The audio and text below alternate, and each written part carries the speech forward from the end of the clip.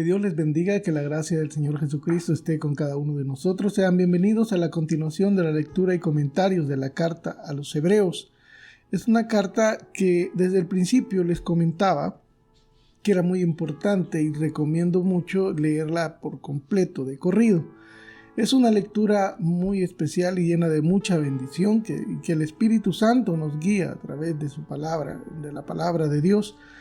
Estamos entre el capítulo 5 y 6. Vamos a ver hoy un pasaje muy interesante, una advertencia contra la apostasía. Esta es una de las advertencias más severas que hay en la palabra de Dios contra la apostasía. No es la única, pero sí es una de las más severas que hay. Y es algo muy importante, porque ya que la carta a los hebreos está dirigida a hebreos, conocedores de la ley, pero cristianos, creyentes en la fe en nuestro Señor Jesucristo.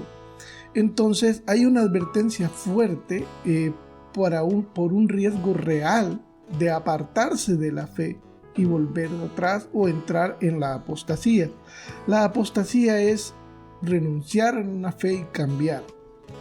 Es algo muy interesante. En el capítulo 1, desde el capítulo 1, el escritor habla sobre que Dios habla a través del Hijo, la superioridad del Hijo sobre los ángeles, por supuesto.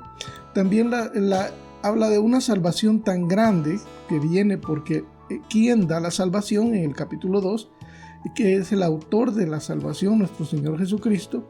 Luego la superioridad de Cristo, superioridad a Moisés, superior a Moisés. Luego nos habla del reposo del pueblo de Dios y Jesús, el gran sumo sacerdote. También nos habla de la superioridad de Cristo sobre los ángeles, por supuesto. Entonces, en ese contexto, después de venir hablando de esto, viene esta advertencia a la apostasía, que es algo, como les dije, es algo muy importante porque había un peligro latente que era muy cierto. Les invito a que me acompañen a leer este pasaje de Hebreos capítulo 5, versículos 11, hasta Hebreos capítulo 6, versículo 20, prácticamente todo el versículo 6 y parte del versículo 5, la última parte. Hebreos 5:11, advertencia contra la apostasía, y esa es la reflexión de este día. Leemos la palabra en el nombre del Padre, del Hijo y del Espíritu Santo. Acerca de esto tenemos mucho que decir y difícil de explicar, por cuanto os habéis hecho tardos para oír. Porque debiendo ser ya maestros después de tanto tiempo, tenéis necesidad de que se os vuelva a enseñar cuáles son los primeros rudimentos de la palabra de Dios. Y habéis llegado a ser tales que tenéis necesidad de leche y no de alimento sólido. Y todo aquel que participa de la leche es inexperto en la palabra de justicia porque es niño. Pero el alimento sólido es para los que han alcanzado madurez, para los que por el uso tienen los sentidos ejercitados en el discernimiento del bien y del mal. Estas primeras palabras de este pasaje habla acerca de la madurez y les dice de que no tienen necesidad de volver a los rudimentos de la palabra de Dios, es decir, volver a las enseñanzas básicas, en otras palabras.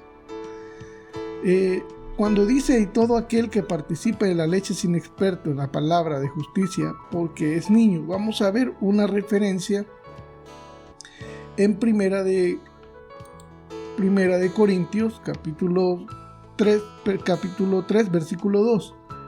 El apóstol Pablo escribe: os di a beber leche y no vianda porque aún no erais capaces, ni sois capaces todavía. Eso el apóstol Pablo escribe a los corintios sobre esto. Esta es una figura que se usa sobre la vianda, el alimento sólido y la leche, por la madurez. Es decir, aquel que inicia en el evangelio no es capaz de digerir la profundidad de la sabiduría el conocimiento pleno de la palabra de Dios. Todos empezamos y hemos iniciado y estamos en un camino inicial en el que nuestra fe viene por el oír y por el oír la palabra de Dios. Conocemos en primer lugar que somos pecadores, reconocemos nuestro pecado Venimos al arrepentimiento y recibimos a Cristo en nuestro corazón. Y empezamos un viaje que dice la palabra de Dios que somos como la aurora que va de aumento en aumento hasta que el día es perfecto. Entonces, a medida vamos conociendo la palabra de Dios, vamos creciendo en el conocimiento de la palabra de Dios y llegamos a ser firmes en nuestra fe y no somos fáciles de engañar porque la palabra de Dios nos enseña. No así aquel que ha empezado, que está iniciando y que fácilmente puede ser engañado por falsos maestros o falsas doctrinas o doctrinas contaminadas por mandamientos de hombres que pueden engañar a aquel que no está firme en la fe. Continuamos leyendo el capítulo 6, siempre continúa la advertencia contra la apostasía. Capítulo 6. Por tanto, dejando ya los rudimentos de la doctrina de Cristo, vamos adelante a la perfección, no echando otra vez el fundamento del arrepentimiento de obras muertas de la fe en Dios. Vamos a hacer una pausa. Acá quiero aclarar algo. Dice, por tanto, dejando ya los rudimentos de la doctrina de Cristo. No está diciendo que hay que olvidarnos, apartarlos, que no son necesarios los rudimentos de la doctrina de Cristo. Le está diciendo a una congregación cristiana que ya cree en el Señor, conoce la ley, que no tiene que volver a enseñarles lo básico de la fe cristiana. Por eso, dejando ya los rudimentos, no va a empezar a evangelizarlos como lo haría con alguien que no conoce a Cristo. Continúa, no echando otra vez el fundamento del arrepentimiento de obras muertas de la fe en Dios, de la doctrina de bautismo, de la imposición de manos, de la resurrección de los muertos y del juicio eterno. Y esto haremos si Dios en verdad lo permite, porque es imposible que los que una vez fueron iluminados y gustaron del don celestial y fueron hechos partícipes del Espíritu Santo, y asimismo gustaron de la buena palabra de Dios y de los poderes del siglo venidero, y recayeron, sean otra vez renovados para arrepentimiento, crucificando de nuevo para sí mismos al Hijo de Dios y exponiéndole a vituperio. Repito, no era necesario para ellos que ya habían creído, volver a explicarles que necesitaban arrepentirse porque ya lo conocían, ya debían haberlo conocido. Versículo 7. Porque la tierra que bebe la lluvia que muchas veces cae sobre ella y produce hierba provechosa a aquellos por los cuales es labrada, recibe bendición de Dios. Pero la que produce espinos y arrojos es reprobada, está próxima a ser maldecida, y su fin es ser quemada. Pero en cuanto a vosotros, oh amados, estamos persuadidos de cosas mejores, ya que pertenecen a la salvación, aunque hablamos así. En este versículo 9 hay que hacer notar que el escritor está convencido también de que los destinatarios de la carta a los hebreos tienen la ventaja de todas las bendiciones de la salvación y pueden volver, no apartarse si aún no es tarde. Versículo 10. Porque Dios no es injusto para olvidar vuestra obra y el trabajo de amor que habéis mostrado hacia su nombre, habiendo servido a los santos y sirviéndoles aún. Pero deseamos que cada uno de vosotros muestre la misma solicitud hasta el fin para plena certeza de la esperanza, a fin de que no os hagáis perezosos, sino imitadores de aquellos que por la fe y la paciencia heredarán las promesas. Porque cuando Dios hizo la promesa a Abraham, no pudiendo jurar por otro mayor, juró por sí mismo, diciendo: de cierto te bendeciré con abundancia y te multiplicaré grandemente. Está haciendo una referencia, haciendo una pausa, a Génesis 22, versículos 16 y 17, cuando Dios le promete a Abraham. Cuando dice en el versículo 16 de Génesis 22, y dijo: por mí mismo he jurado, dice Jehová. Y continúa el juramento. Volvemos a Hebreos capítulo 6, versículo 15. Y habiendo esperado con paciencia, alcanzó la promesa, refiriéndose a Abraham. Versículo 16.